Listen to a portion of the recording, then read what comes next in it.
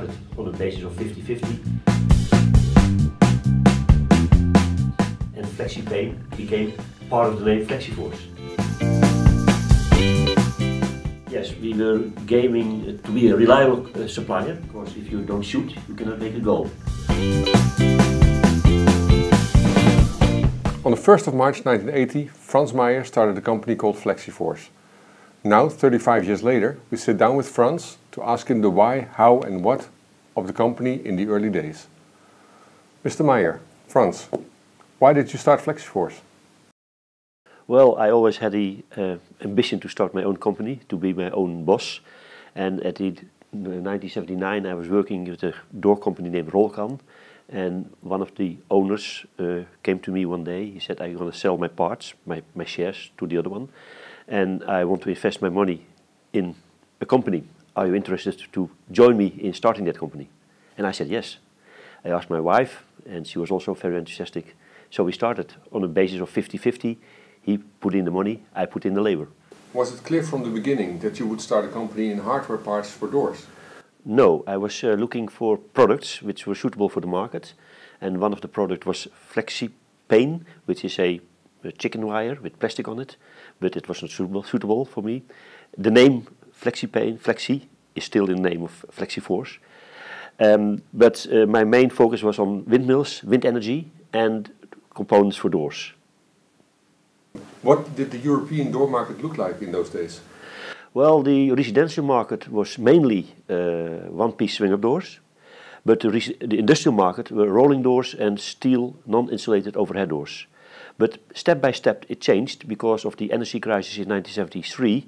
The prices of oil went up enormously and people became aware that they have to insulate their buildings.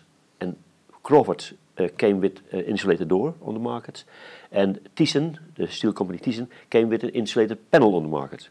So that changed the complete business on industrial overhead doors. So there was a need of hardware parts. You started buying products in the United States. Why there? Well, the United States is #1 in overhead door, both residential and industrial.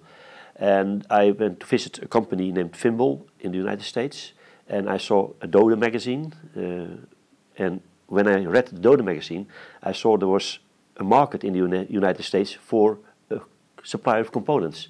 So that was confirming my idea that I was on the right way. You traveled to the US to visit suppliers. Flying business class? No, not at all. Everything was low budget, low budget, low budget. I took the lowest fare I could find. I had to travel to Ostend in Belgium. I took my own bread with me because it was so cheap, the flight, that I did not expect to eat on the flight. So you have to pay, to save every penny to start a business. So when you came back from the US, you knew what to do? Yes, I was convinced that I had the right idea to start with my own company on the components, the door components. So I copied the documentation, sent it to some clients I knew in Europe, and they responded immediately. So I really copied the documentation, put a sticker FlexiForce on it, used the same item numbers. So I really, well, that was the beginning. Did FlexiForce really start in a chicken barn? Yes, that was one of the first buildings in which we put our stock. It was an old chicken bar from my brother-in-law, near to the place I live. And well, it was cheap. But it was also dirty. The smell of the chicken, you could smell all the products. So how were the products arriving in the barn? We shipped the containers from the United States. They arrived in Hoevelaken at the barn, but the barn was located in a rural area, small roads. And when we had to unload the container, the road was completely blocked. We could not change, so the cars have to make a big circle of 1 kilometer to go to the other end. Yeah. So the chicken barn, was that only a warehouse, or did you also have some production? No, I had learned in the United States how to make springs, and we could make springs on a very old-fashioned way, on a big machine, a rather dangerous production process. And we had a small oven, and that meant that the production of each day had to be heated in the evening. And when it was done at 2 o'clock in the night, it was ready. I had to go out of bed, change the contents of the oven, and then put new springs in the oven to keep enough production. Did you have any staff or help in those early days? Yes, very cheap. My wife was doing the typewriting, and my children were putting the set screws into the drums. So I had the lowest cost, and I want to save my money to put into the stock. Because when you are a wholesale company, you have to be a reliable supplier, you have to have a big stock, and that's the reason why I put everything so low budget. Who were your customers in the early days? Well, one of the main customers was Alsta from my partner. And when I look into the book which you gave me recently, that's the old order book, I see names like Salco, Günther Doors in Germany, Henderson Doors, Bolton Brady, yes, Indus Deur, and Windsor Door. Yes, those were the main customers at that time. So really a growing list of customers.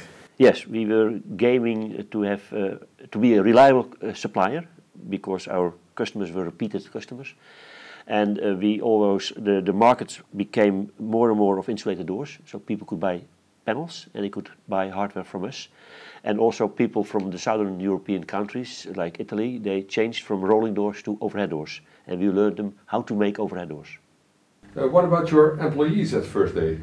Yes, the first employee was Kees van Manen, who was a farmer, and in 1983 Ep Jansen was employed. Met Jansen. And he worked at FlexiForce till 2 years ago, so for more than 30 years. Herman van der Velde, loading, so a lot of people are still working with FlexiForce. My goal has always been to be also a good employer, because I am convinced that the people in the company are the main asset. If people are feeling well, they give the best results. Both for them it's happy, good, and for me. Yeah. The fair question would be, what is the secret of your success? Well, the first thing you have to do is you have to start. Because if you don't shoot, you cannot make a goal. That's the first thing. You need money, especially for a wholesale company. Good staff, what I explained, and good health, but also that the family is happy what you're doing. That you have to be supported by your wife. And have a good focus on what you want to do. So my focus has always been be a reliable supplier, a no-nonsense company, and, well, keep you both feet on the floor. Okay, Frans, thank you very much for the interview. I would like to congratulate you on 35 years of FlexiForce and wish you all the best. Okay, thank you very much. It was my pleasure.